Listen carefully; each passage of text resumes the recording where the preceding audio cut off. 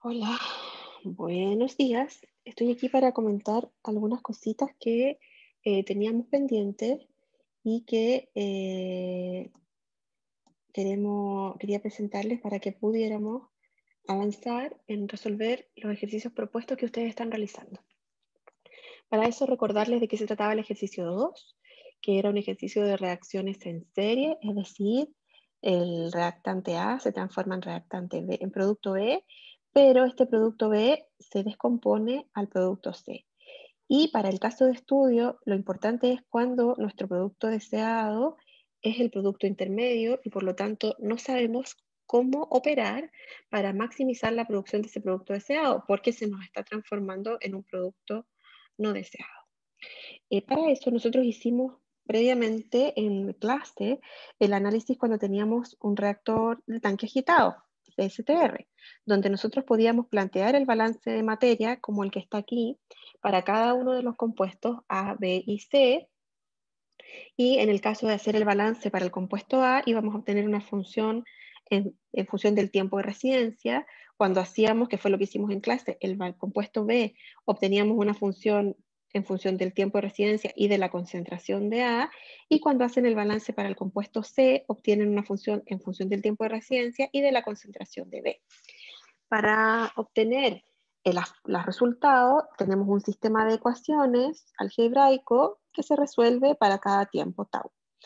Lo que yo les recomendé, porque ¿qué es lo que haríamos desde el punto de vista técnico para maximizar la producción de B? Sería agarrar esta ecuación de C sub B en función de tau y de C sub A, y nosotros podríamos decir, bueno, maximicemos C sub B, es decir, de C sub B1 a de tau igual a una función, lo igualamos a 0 y obtenemos a esa concentración a la cual, ese tiempo de residencia al cual la concentración es máxima. ¿Qué les dije yo? No gastemos energía, y lo que pueden hacer es graficar esta concentración de B en función del tau y observar a qué tau esa concentración es máxima. ¿Cuál fue el problema que les dije planteado? Que tenían adentro la concentración de A y por lo tanto se veían forzados a hacer el balance de A para poder reemplazar esa concentración ahí y que les quedara una función solo en función del tiempo de residencia. ¿Qué pasaba cuando teníamos el batch? ¿Qué es lo que vamos a hacer ahora? Cuando tenemos el batch, el balance de materia es distinto, porque ahora ¿qué nos queda? Nos queda FA0 menos FA más RA por el volumen igual al DNA a DT, ¿cierto? Ya no es cero. Como es un batch, nosotros hemos dicho que el batch no tiene flujo y por lo tanto esto que hemos dicho FA0 y FA son cero y por lo tanto, si el volumen, si la densidad es constante, entonces el volumen del reactor debería ser constante, el volumen de reacción, ¿sí? En ese caso puede ingresar en la derivada y llegaríamos a una expresión en la cual de C sub A de T es igual al RA. Y si la reacción es elemental, sabemos que el RA sería igual a menos K1 por C sub A. Por lo tanto, vamos a quedar que esto es menos K1 por C sub A. Esta ecuación ustedes la podrían integrar sin ningún problema, ¿correcto? Y ok. ¿Qué pasa para B? Para B nos va a quedar que, de nuevo, el FB0 menos el FB más el RB por el volumen es igual al de NB a dt. Nuevamente, los flujos son cero porque esto es un batch y sabemos que el caudal es constante y vamos a decir que RB es igual a K1 por C sub A porque se está formando en la primera reacción menos K2 por C sub B porque se está descomponiendo en la segunda reacción. Y por lo tanto vamos a llegar a que dCB a dt es igual a RB, o sea, a K1 por C sub A menos K2 por C sub B. Y aquí tendríamos que decir, ok, hay que integrar esto. ¿Cómo tendríamos que integrar esto? ¿Cuál es el problema? Primero, que esta ecuación está en función de C sub B y de C sub A. O sea, no es llegar e integrar de CB a DT porque no puedo separar variables. ¿Sí? Por lo tanto, lo que tendríamos que hacer sería reemplazar la concentración de A con la versión integrada de esta ecuación, cosa que tuviéramos una expresión en función del tiempo. Y ahí nos va a quedar una ecuación bastante engorrosa, eh, que la pueden hacer ustedes y que tiene una forma clásica de integrar. Si ustedes estudiaron eso en ecuaciones diferenciales, donde uno dice que la concentración es una exponencial, se reemplaza la exponencial y se obtiene la expresión integrada.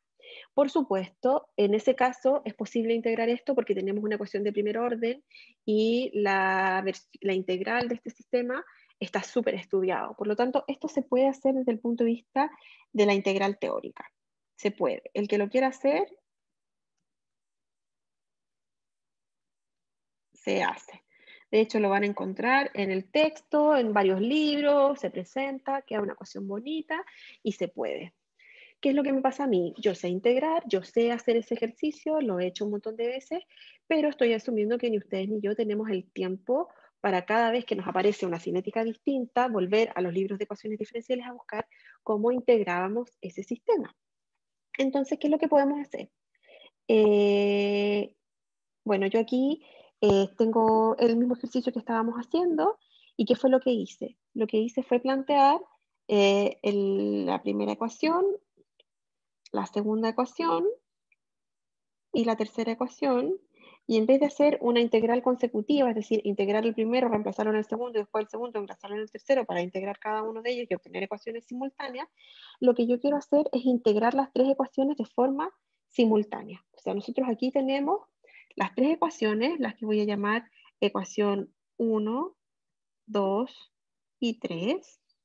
Y lo que yo quiero, tal cual como hicimos en el batch, de resolver el sistema de ecuaciones de forma simultánea, es resolver el sistema de ecuaciones diferenciales de forma simultánea. Eso tiene un nombre, son las EDO, y ustedes también estudiaron cómo integrar ecuaciones diferenciales de forma simultánea. Ahora, de nuevo, si nos ponemos a estudiar esto, vamos a decir, no, esto es muy difícil, ¿qué vamos a hacer? ¿Y qué es lo que vamos a hacer? Vamos a hacer lo que ustedes hacen de forma abreviada. Algunos de sus compañeros en clase dijo, bueno, podemos ir a Wolfram. A mí yo preferiría que fueran a MATLAB, que es utilizar una herramienta software o utilizar incluso sus calculadoras, donde ustedes ingresan las ecuaciones y te lo integran numéricamente. Perfecto, lo hace la máquina solo. Pero ¿qué es lo que hace la máquina solo? La máquina lo que hace es utilizar un método numérico. ¿Qué quiere decir eso? Que ellos aproximan la derivada a una diferencia. Delta CA dividido de delta T. Dicen que estas derivadas, en vez de ser derivadas directamente, son diferenciales. Delta CB sobre delta T. Y eso nosotros también podemos hacerlo a mano y podemos hacerlo en el Excel y es súper fácil. ¿Por qué? Porque ese delta CA significa que esto es una diferencia entre un C sub A n más 1 menos un C sub A n. O sea, esa es la diferencia, dividido por este delta T, que es el tiempo entre uno y otro. O sea, esto es un C sub B n más 1 menos un C sub B evaluado en el momento n, con un delta T.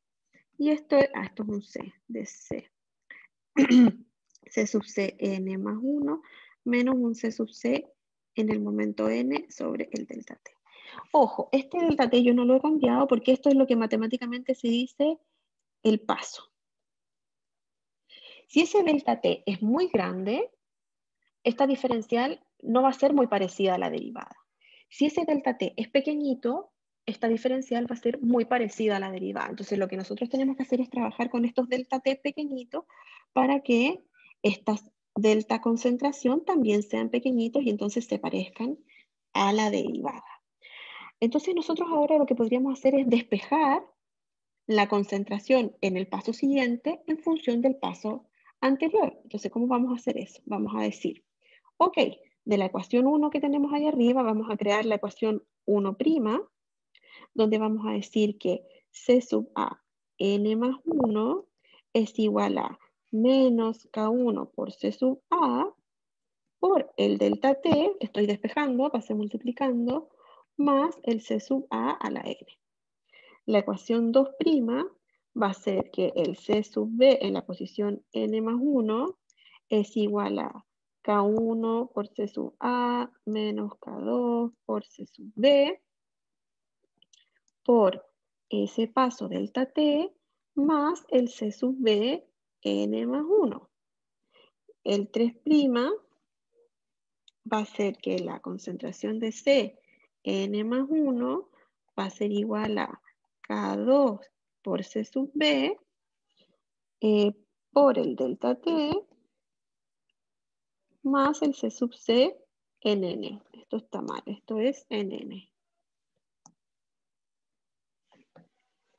Entonces, si volvemos a mirar acá arriba, nosotros dijimos que esta derivada era muy similar a una diferencial. Pero cuando yo evalúo la diferencial, esta concentración C sub A que está aquí, ¿qué concentración será? ¿Será la de N más 1 o será la de N? ¿Será la del paso posterior en la función o la del paso anterior en la función? La respuesta correcta es que es ninguna de las dos. Es un valor que está entre medio, ¿sí? Porque en el caso de la derivada, esa concentración es parte de la función, que no es ni el paso anterior ni el posterior. Pero nosotros podemos aproximarlo porque si este delta T es muy pequeñito, la diferencia entre estas dos concentraciones es muy pequeñita y por lo tanto esta concentración función tiene que ser muy parecida a estos dos valores. Entonces cuando nos vamos a nuestras ecuaciones 1, 2 y 3', podemos decir que vamos a hacer que esta concentración de la función sea el valor n.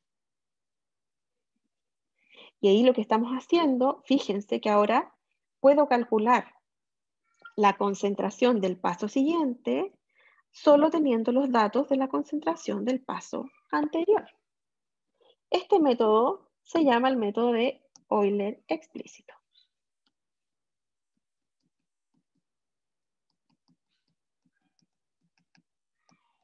Con C, ¿cierto?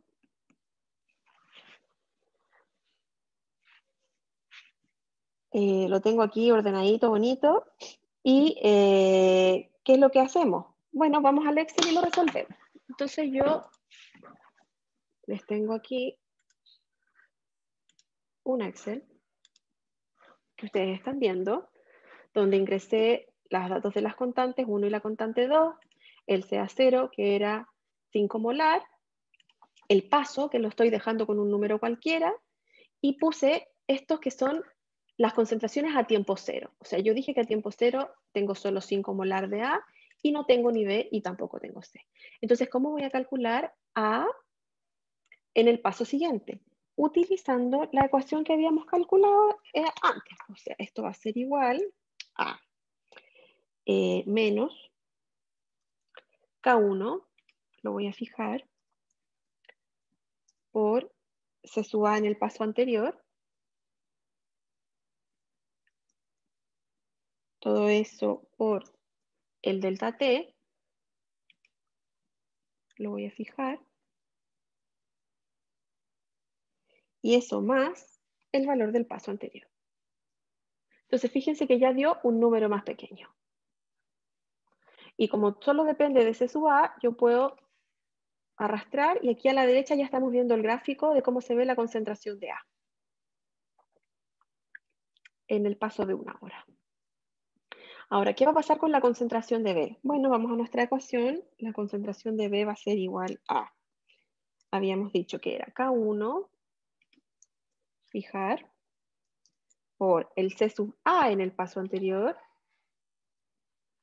menos K2, lo voy a fijar, por la concentración de B en el paso anterior. Todo esto es por el paso delta T, fijar, más el C sub B del paso anterior. 0,4. Miren cómo aumenta. Chan. Y C sub C, según la ecuación que nosotros teníamos, era igual a, paréntesis, K2 por C sub B en el paso anterior por delta T, y eso más C sub C del paso anterior. Listo. Guardar. Entonces, fíjense que hemos hecho aquí la resolución numérica. Ahora, ¿de qué depende que la respuesta que estemos obteniendo sea la correcta del paso? Si ese paso es muy grande, por ejemplo, pongamos que sea 1, miren la figura, no alcanzamos a ver C. Pero si es 0.1, cambia la figura. Entonces fíjense que está cambiando la respuesta en función del paso. Si le ponemos 0.05, no cambió tanto. A ver, pongámosle. A ver, vamos a liberar aquí porque yo creo que esto está fijo a 1. Pongámosle como máximo, a ver, ¿hasta cuánto está? A 2. 2 horas. 2 horas. Ahí se ve mejor, ¿no?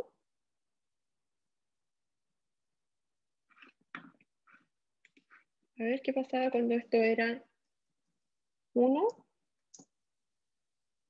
Ahí vemos una curva, pero fíjense que solo tenemos 3 puntitos en el rango que estamos viendo porque lo que queremos encontrar es el máximo de B, la concentración máxima de B. Bueno, hagámoslo más pequeño. 0.5. ¿Ven que cambia la forma de la curva según nosotros vamos cambiando el número de puntos? Ahora en este rango tenemos 1, 2, 3, 4, 5 puntos.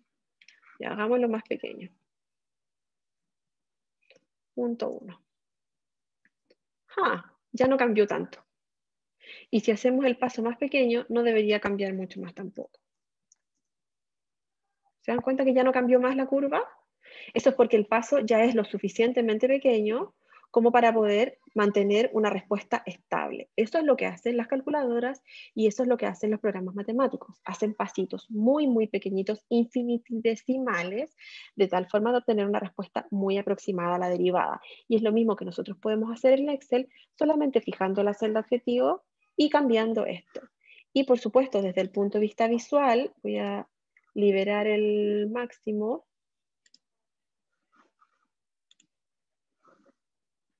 Todavía no vemos que la concentración de B baje. A ver si lo continuamos esto.